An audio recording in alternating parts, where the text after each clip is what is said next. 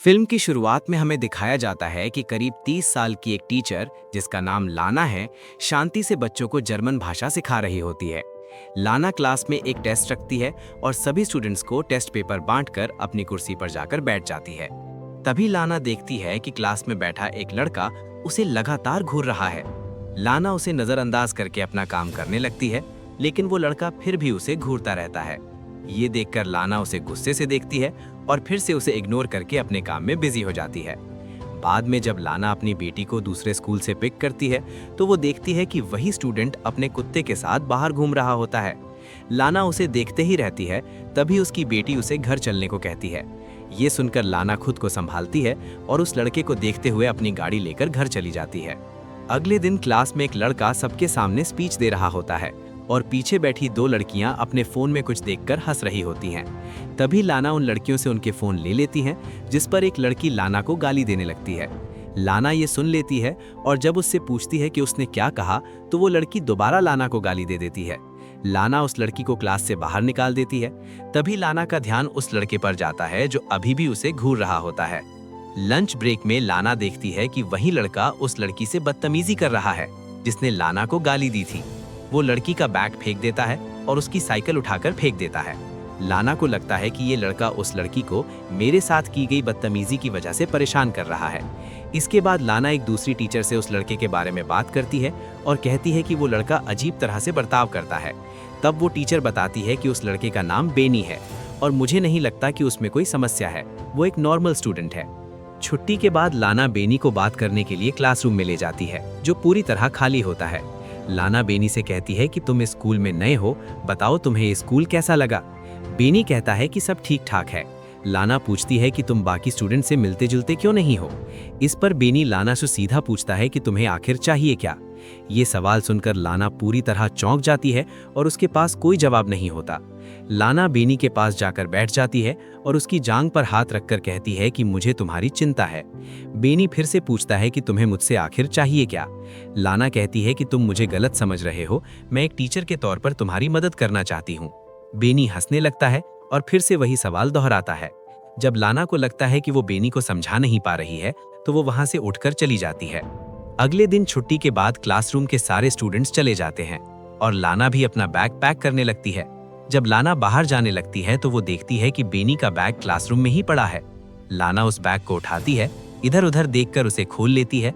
Bag में बेनी की T shirt होती है, जिसे निकालकर लाना सूंघने लगती है। थोड़ी देर बाद वो टी शर्ट को वापस बैग में रख देती है। तभी उसे वहां कोई नहीं दिखाई देता और लाना घबरा जाती है। वो वहां से वॉशरूम चली जाती है और पानी पीने लगती है। तभी वो देखती है कि बेनी उसके पीछे खड़ा है। बेनी लाना का हाथ पकड़ लेता है और उसे छूने लगता है।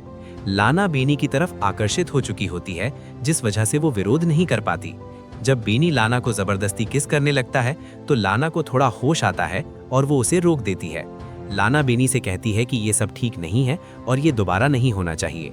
बेनी कहता है कि इसमें क्या समस्या है, तुम भी तो यही चाहती हो। तब लाना कहती है कि तुम मेरे स्टूडेंट हो और ये कहकर वहां से चली जाती है। अगले दिन लाना क्लासरूम में होती है। वो बच्चों को इशारों से समझाने की कोशिश करती है, लेकिन बेनी लगातार लाना को घूरता रहता है। आखिरकार हार कर लाना को ही अपनी नजरें झुकानी पड़ती हैं। क्लास के बाद बेनी कॉरिडोर में चलते हुए लाना के कंधे से अपना कंधा रगड़ता है और कहता है कि मुझे तुमसे कुछ बात करनी है। लाना बेनी को एक कोने में ले जाती है और कहती है कि ये सब मत करो, हमारे बीच जो हुआ वो नहीं होना चाहिए था और अब ये सब नहीं होगा। ये कहकर लाना वहां से चली जाती है और बेनी वहीं खड़ा रह जाता है। स्कूल के बाद जब लाना पार्किंग में अपनी कार लेने जाती है तो वो देखती है कि कार का एक शीशा टूटा हुआ है और डेंट भी पड़े हुए हैं। वो आसपास देखती है, लेकिन वहां कोई नहीं होता।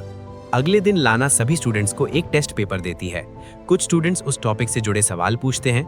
तभी बेनी लाना से पूछता है कि क्या नौकरी पाने के लिए किसी के तलवे भी चाटने पड़ते हैं।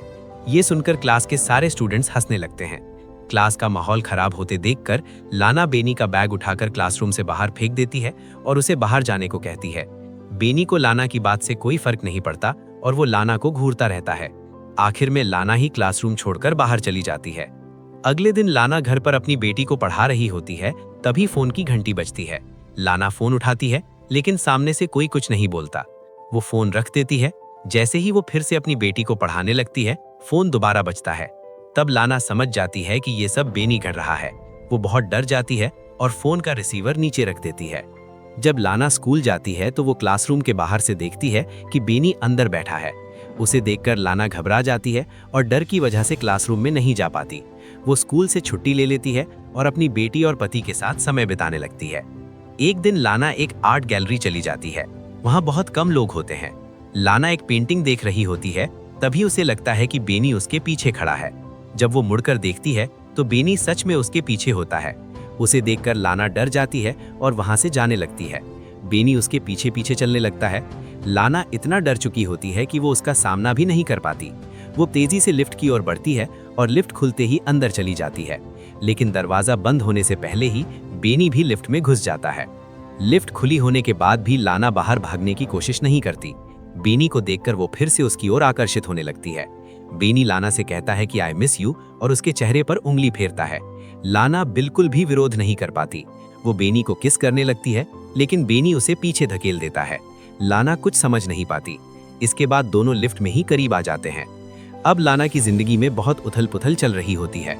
उसका शरीर बेनी को चाहता है, लेकिन उसका दिमाग कहता है कि इस रिश्ते की वजह से वो अपनी फैमिली को खो देगी। कई दिनों तक लाना इसी उलझन में रहती है कि अब वो क्या करे। एक दिन लाना ऐसा प्लान बनाती है जिससे उसकी फैमिली भी सुरक्षित रहे और उसे बेनी से छुटकारा भी मिल जाए। छुट्टी के बाद वो ऑफिस रूम जाती है। वहां अलमारी खोलकर एग्जाम पेपर निकाल लेती है और फिर अलमारी बंद कर देती है। वो चुराए हुए पेपर बेनी के कोट में रख देती है। अगले दिन लाना देखती है कि पुलिस बेनी को पेपर चोरी के आरोप में पकड़कर ले जा रही है। ये देखकर वो बहुत खुश होती है कि अब उसे बेनी से छुटकारा मिल जाएगा। बेनी भी लाना को देखता है और उसके चेहरे पर अजीब सी खुशी देखता है। समय बीतता रहता है, लेकिन लाना बेनी को भुला नहीं पाती। उसे बेनी के साथ बिताया हुआ समय बार बार याद आता है। उसके मन में ये डर भी रहता है कि कहीं बेनी वापस ना आ जाए। लाना अभी भी बेनी के लिए शारीरिक आकर्षण महसूस करती थी, लेकिन उसे ये भी पता था कि ये आकर्षण उसकी फैमिली को बर्बाद कर सकता है। वो किसी भी तरह बेनी से छुटकारा पाना चाहती थी। अगले दिन वो बेनी के घर के बाहर उसका इंतजार करने लगती है। वो देखती है कि बेनी बाइक लेकर कहीं जा रहा है, तो वो उसका पीछा करने लगती है।